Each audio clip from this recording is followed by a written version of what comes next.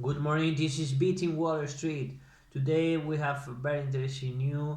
Again, the Bank of England intervened buying government debt, specifically uh, government debt linked with the inflation. They have done that because due to the huge sell-off in this financial asset. So now the Bank of England doubled down. They started to buy gilts, government debt of United Kingdom, and now they bought 5 billion euros per day, 5 billion pound per day, sorry, and they are going to double down and buy another 5 billion pound in government debt inflation link bond. This is a huge problem for the Bank of England.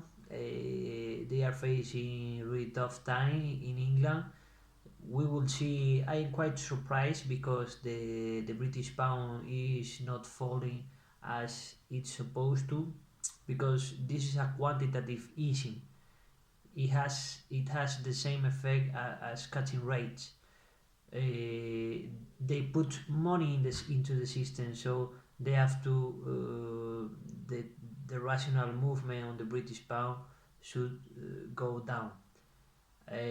We have seen the British pound at 1.10 per dollar, and we will see what happens. No, but it's likely that the British pound fall to the levels of 1.05. The Bank of England is probably going to intervene for a longer period of time than they estimated, because when they finish their intervention, the sell-off in these financial assets, in the gilts and the other bonds is gonna be huge. So this is another red flag of the United Kingdom. We will see how things develop, but this is not looking good at all for the Bank of England, and they are in a tough spot. They are hiking interest rate from one side, and in the other side they are making a quantitative easing, buying bond. So this is not looking good. They have to do something about it. Uh, we have seen this morning the unemployment rate fell again to 3.5%, which is good news, but probably is gonna mean more inflation. And also United Kingdom is a highly dependent of in energy terms. So the inflation data in this sense is gonna be bad. There is gonna be higher.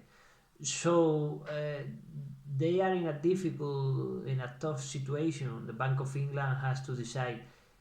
Uh, Inflation could be solved not hurting the demand, so not necessarily hiking interest rate, because if you hurt the demand, of course the consumption is going down for this energy, the